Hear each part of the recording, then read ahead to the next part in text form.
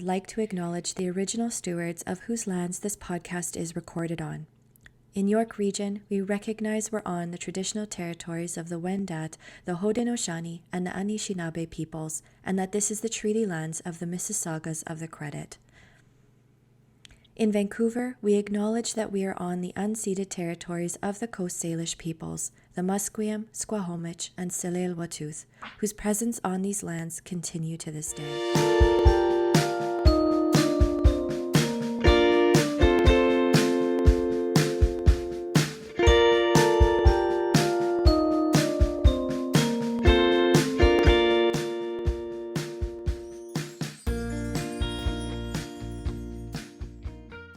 Hey, Housers. It's Michael Braithwaite here from Blue Door, and you are listening to On the Way Home. If you're looking for something else, log off and check that out. But if you're here to hear about housing, health, employment, all things around helping our most vulnerable, you're in the right place. Here we look at the challenges that surround us, but more importantly, we look for solutions and we look to drop knowledge, create awareness, education, and share those solutions widely. We have guests from all around the planet that come on here and are doing incredible things that can be duplicated everywhere. And today's guest was no exception. Now, before we get to today's guest, let's talk about Blue Door, my organization. I'm very proud of Blue Door. I work with over 100 people who work very hard to house over 300 people every year, and as well launch over 200 people into the trades each year, desperately needed so we can build the 3 million homes Canada needs by 2030. And they do much, much more. They wrap services around people. So not only do they find them housing, so they stay in housing, all different options as well. And we do that across York Region, into Peel and Durham with our Construct program, our Construction Social Enterprise program. And that is just above the GTA, just above Toronto, kind of northern GTA for people not familiar with York Region. So thanks to my team at Blue Door, shout out to them. We do this in partnership with the good folks at the Canadian Alliance to End Homelessness. Now, if you don't know already, their conference is set for the fall of 2023, and you can now register. Go to their website at caeh.ca to register. You don't want to miss that conference. It's the biggest of its type. They have amazing speakers and presentations there. They always have great keynotes. It's going to be in Halifax this year, an incredible part of the country to see. So make sure, and you always get a discounted price, early bird price if you register now. So I'd encourage you to do so if you haven't already, and spread the word. They do all sorts of different trainings and much, much more. Check them out at caeh.ca. Doing incredible work across this great country. Let's talk about today's guest. Today I have with me an award-winning chef, Chef Cori Doern. Chef Cori is just incredible. Not only did she take her talents from the kitchen and use them to make the world a better place. I mean, she combines that with other groups, and she's created opportunities not just to feed people, but to educate people and to pass that knowledge on. We've talked before on this podcast that food banks are not the answer, and greater incomes and affordable housing would allow people to buy their food, and there wouldn't be a use for food banks. And what Cori does is really she helps people stretch that dollar forward, and just actually eat nutritious food. We talked about the good enough principle, and Cori and I talk about this in the podcast about how sometimes when we donate food, we don't give it a lot of thought. This, I'm not going to eat this, or we don't like this, so we're going to donate it. But think about the dignity, and she talks about the dignity in food and how food can bring people together. Yes, with a lot of her work that she does, she's teaching people about nutrition. She's helping people understand food, but she's also creating a sense of community and bringing people together around food. And community is essential when you're housing people to keeping them housed, right? Everyone wants that sense of community around them. It's important. It's what makes a house a home. And Chef Cori and many of the volunteers she works with does just that. She talks about the importance of that. She talks about, bringing people together from all walks of life to eat food. Quite often, there's a stigma attached to food banks, and the way that she does her community meals is it's a pay what you can. So you're bringing people that can pay full price. Some people that can't pay at all, but they're all eating the same food. They're all together. Again, dignity that she's working on in everything she does for the community. This is something that can be duplicated. She talks about her programs that can be duplicated across the country. And I would encourage you to reach out to Chef Cori if this is something you want to do in your community to support your most vulnerable. In a small community in the north of York region, Georgina, they're feeding about 500 people every week. 500 people, that's huge. And they're doing it with dignity. They're doing it with awareness and education. They're helping people not just for the now, but into the future as they shop. And she's also launching people into careers in the food industry, which is a huge industry. Very, very cool. It was a great discussion. I hope you enjoyed it. I certainly did. Here we go with the podcast. Cori, thanks so much for coming on the show today. We Thank appreciate you, you Jeff. being here. Now, listen, Awesome. we ask all our guests the same question when they come on because it's a little different for everyone. And there's no right or wrong for this. It's personal to you. And that is, what does home mean to you? That's a really great question because it can mean so much to so many people, right? So many different ways to interpret it. For me, I'm going to say home is where I feel safe. Home is the place where everything comes together. Awesome. I love that. Does that make Simple, sense? You know what I mean? yeah. It's just, you know, some people say wherever they lay their hat, that's their home and they feel comfortable everywhere. For me, I'm going to say that place that, completes you, makes you feel safe. Awesome. I love that. Safety is big. And that's often what's missing in options for people who don't have a home. And we have Yes. to get there. So well said. Well said. Now, let's talk about your journey in doing the research around you. I saw that you did not go to school for the area. You kind of ended up getting involved in. So let's talk about your journey if you can walk us through it. Sure. I mean, I was a latchkey kid, so I was one who was always cooking at home for my parents from waiting for them to come home. And but I always, thought I would go into film and television, radio and television. But I paid my way going through school, working in restaurants. Like my first job was at Canada's Wonderland, making pocket puffs, Scooby Scoops in like the Hanna-Barbera land, all the way to working, from Mr. Green Jeans, Lime Rickies, Olive Garden, just to pay my way through school. And I had a good career in film and television, and moved to Georgina for my mat leave, and made somebody a soup as a thank you gift because I always knew one day I was going to have my own cafe. And that thank you gift turned into 250 jars in 5 weeks, which turned into me making soup, stews, and chilies from here in Georgina all the way down to downtown Toronto. So it was always my passion. I always enjoyed cooking for my family as a latchkey kid, and paying my way through school. It just seemed the most, you know, perfect fit. Whether it was front of house or back of house, I was always happy to be in the world of food. And even in film and television, you get to take people out and entertain them. And, how do you spend time with people in a fun atmosphere? Generally, you're taking them to a restaurant. So I've always been around food. Well, in a way, you kind of combine the education and your passion right into one thing. So that's incredible, and you've kind of realized your dream, and along the way, you've done a lot of good. So let's talk about that.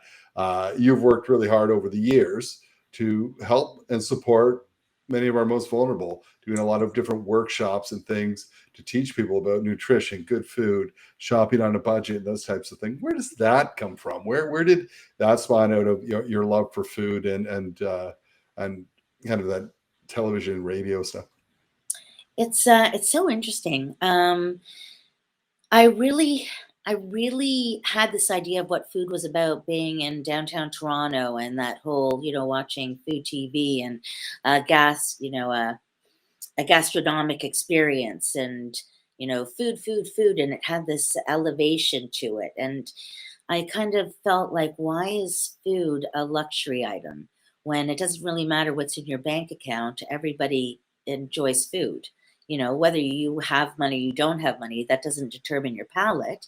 You can still want to enjoy something. You just don't have the opportunity to have that experience. And I didn't feel that it was right that only a select few could have that kind of an experience with food, or know that you could even grow food, like that you could buy romaine and cut the leaves off and continue to let it grow in your kitchen. That the best way to save money on food is to eat all the food that you have, is to support local, is to not, shop from a faraway country. Like there are so many things about bringing people back to basics and enjoying food that's grown locally or locally sourced, and making that affordable as opposed to the, having it as a luxury item.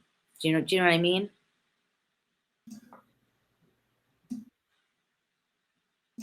Yeah, I mean, food. I absolutely agree with you, right? I mean, it shouldn't be um, some, just for some. It should be for everyone. It is a necessity, and good food too. I think we talk often on this podcast about the kind of good enough theory. Quite often, people will say, "Oh, um, this is good enough for," like, so they'll send me something and say, hey Michael, isn't this cool? It's a a better tent or a better sleeping bag for someone experiencing homelessness. And when it comes to food, when we give to food banks, generally we're giving food that is canned food or It's processed food. heartbreaking. It Yeah, is yeah. heartbreaking. I did a show where I opened up a food pantry, like just a bag to say, hey, I had the food pantry on. I said, hey, let's open this up and see what's on the inside. And I'm going to show you some really great, tips and tricks on what you can do with this, with what you've received. And the items in there were heartbreaking. And I was just thinking, are you thinking about what you're donating? Like, are you thinking about what you're giving to somebody? Why not give them something that you yourself would want to eat and enjoy? Like, if you're going to do something canned, don't do canned Harvard beets. Do canned fruit. A canned tuna that is an albacore and not, the skipjack. Something that, there's enjoyment in, not just, giving for the sense of, oh, hey, this is something somebody will eat because they just don't know the difference. I mean, we all know what good food tastes like. We all know what, uh, you know, if we could teach somebody how to make pasta as opposed to have them buying KD or have to crafted or donated, or if we could give actual real pasta, the big bags of it, with real tomato sauce, as opposed to, just tin tomatoes.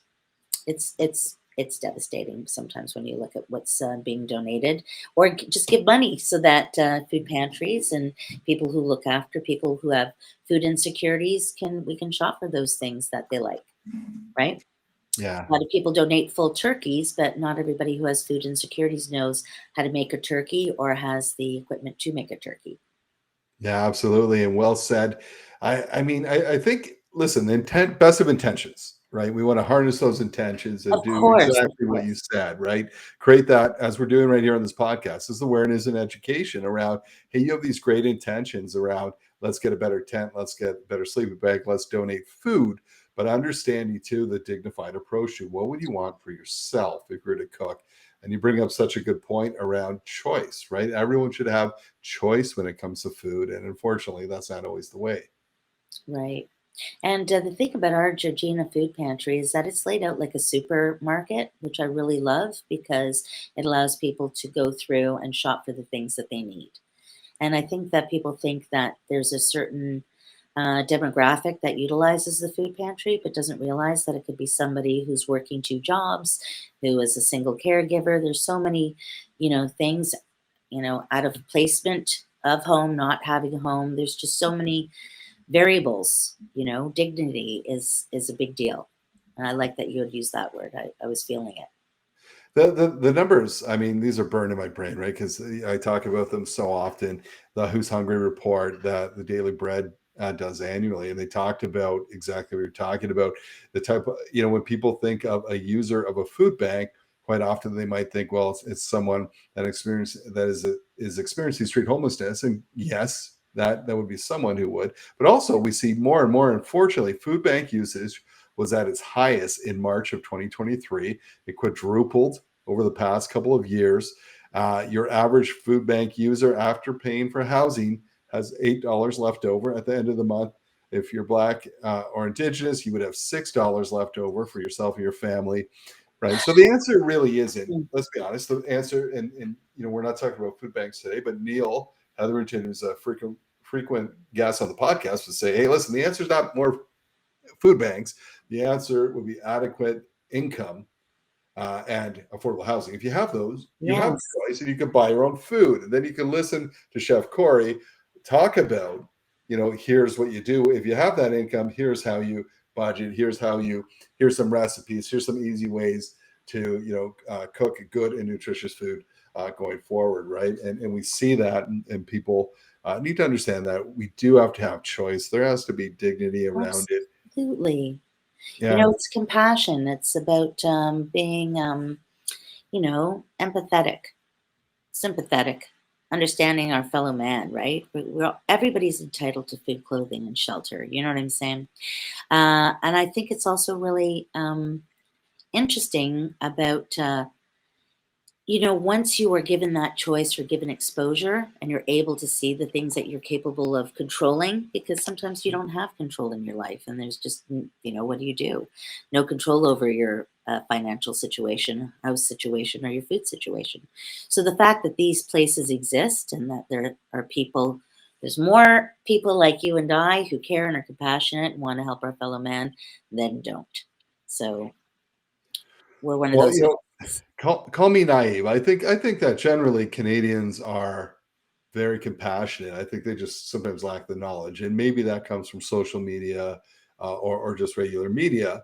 When they see food bank, they think X. They think of something that they might see in downtown Toronto. When they think of similarly around people experiencing homelessness, they do, they think of a certain look, and often I'll say, not a look, man. It is really, it looks like both of us. It looks like anyone. It is a feeling of hunger, a feeling of loneliness, of fear. All these things that when you don't have the income to house yourself and to eat properly. And what people understand too is that an investment, when you invest in making sure that everyone has equal access to food, you're actually helping people with their food plays such an important part, right? In their health, both physical and mental health. You're actually saving dollars because people are healthier. They're less likely to go to the ER and take up those types of services, right? And they're more likely to keep their housing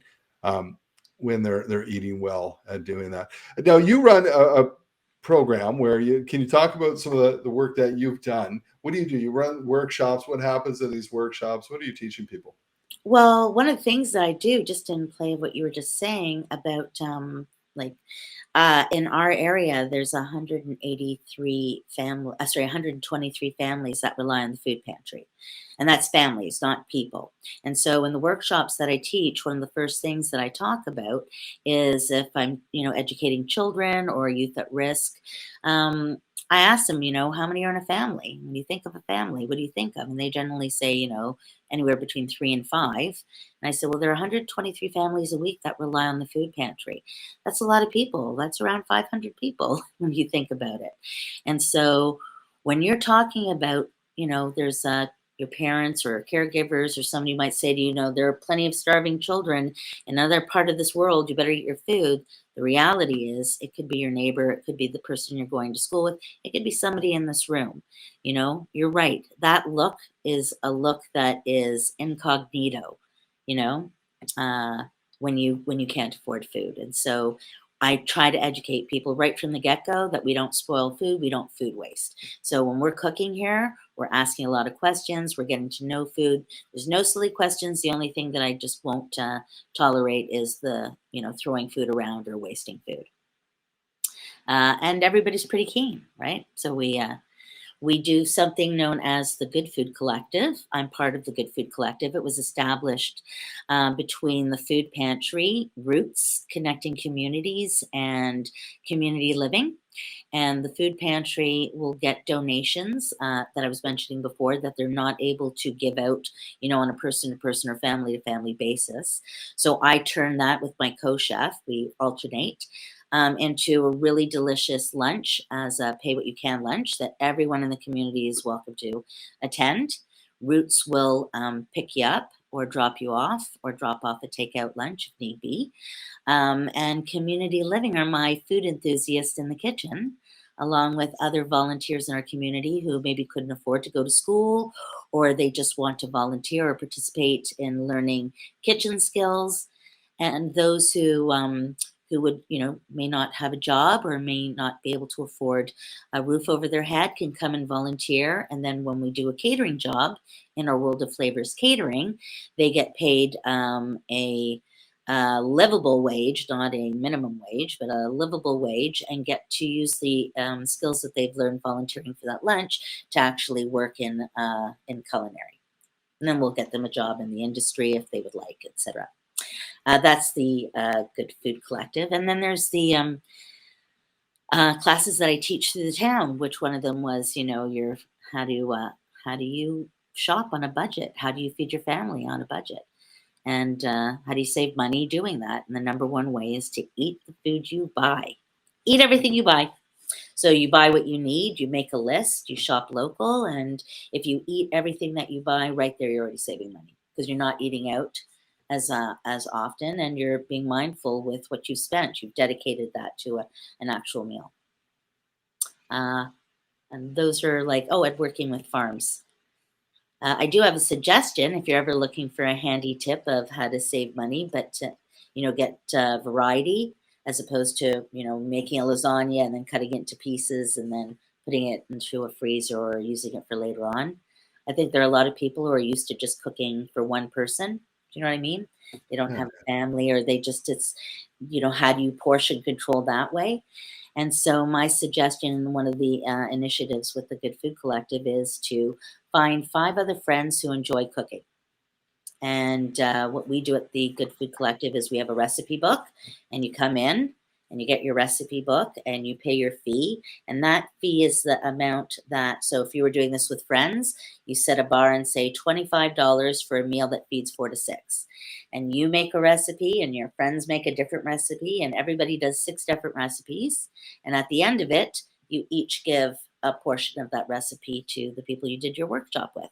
And everybody has paid one price, got the recipe book for everything, but 6 different meals for that price. Oh, that's brilliant. I mean, so you're doing a bunch of different things. You're teaching people about food waste and how that can be expensive. You're teaching people how to cook good food, nutritious on a budget. But you're also doing something, I think, that you're bringing together community. And one of the things we talk about, and when we house people, it's not just housing, but it's that sense of community. And if they don't have that sense, they may end up back at the shelter, sabotaging that housing. So I love the fact that in doing this, hey, the 6 of us get together. Now I built this little food kind of community, different people I can talk to. Is simply just so cool and brilliant. I'm wondering if you can share some stories of people, families or individuals or others you've worked with that, where you've seen the impact in action. Oh, absolutely. Definitely with the Good Food Collective, because we've had to cap it at 150 per week. And it's everybody from all walks of life coming together for the Pay What You Can lunch. And I think it's just beautiful because, people who are in, a negative situation, or people who are with hospice, or they're in a youth shelter or a women's shelter, coming out for the lunch, breaking bread with local business owners or people who can help them, fix the challenges that they're faced with, are all eating the same meal together, a globally inspired dish. And, some people will say, just make, the macaroni and cheese, which we actually are going to be having coming up. But it's like, I did an Ethiopian lentil dish, an Ethiopian lentil bowl, utilizing farm greens from another not-for-profit Clearwater farm, as well as other local food suppliers or purveyors. And it was all vegetarian and vegan. And people at the youth shelter were just like, they'd never tasted those flavors before. They had never had access to that kind of good produce.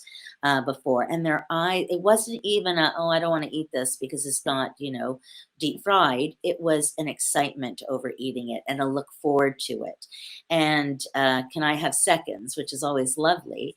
And actually giving all that they have, like they make a donation because they know that making the donation keeps this program alive. And some people might say it's pride, and it's not pride. It's they love this. They give what they can so that they can see it happening. And then those who are in a position to pay it forward, they do pay it forward. And now we're able to make sure that every week, with the generosity of those that come to the lunch, these three not-for-profits, the Food Pantry, Roots, and Community Living, are able to not only feed a community, but bring that community together. And it's a lovely tossed salad of people, coming together and enjoying good food collectively. And it is fellowship, right? It's wonderful. That leads to people wanting to work in our kitchen or take classes that are available through SET. We once had a program set up for those people who just needed training and to get a job in anywhere. And I just happened to be training them to get a job in the food industry. And folksy woksies who had just zero incentive, let's say, to do this, or just felt kind of defeated, like, what's the point? We have an 85% success rate with them graduating and staying in the industry and going forward with it, which has just been magnificent. We have one man who used to be a recipient of the food pantry to now he has been a chef for 5 years in a kitchen, owns his own home, and volunteers at the food pantry. So you can turn your life around when you believe in yourself. And I think that comes from cooking is one of those things. Well, I mean, I think people often say they connect through food. You're definitely doing that. And I forgot to mention that when you talk one of those other wins. Yeah, it's community, it's feeding people, it's nutrition, but it's also employment, like you said. I mean, the food industry is huge, It and is. they desperately need people to continue to work there. And you're launching people into that. Just incredible stuff, and so grateful that you're doing this work. Now, listen, if people want to support the amazing work you're doing or find out more or reach out to you to say, hey, how can we start something like this in our community? This is largely why we do this podcast too. It's sharing. There are solutions to things like food insecurity and nutrition and housing, etc. So they may want to reach out and start it. Where can they go? Where can they find out more information, or where can they go to support? They can reach out to me at chef@chefcori.com. Or they could go onto Facebook and check out the Good Food Collective. That would be great. Or Roots, Community. I have to think of Roots Connecting Communities. That's what I was trying to say. Yes. That's where they can get information about the Good Food Collective, or just visit my page, Chef Cori, on Facebook, and I'm happy to point you in the right direction. Well, Chef Cori, we're so glad that you're doing the work you're doing. You are making an impact, and we're grateful for that impact so much. Thank you so much for taking the time to come on and speak with me and share and drop knowledge. It's so appreciated. Thank you for all you do. Oh, thank you so much for all you do, and thank you for having me on your show. I appreciate it. Awesome. We'll see you soon. Take care.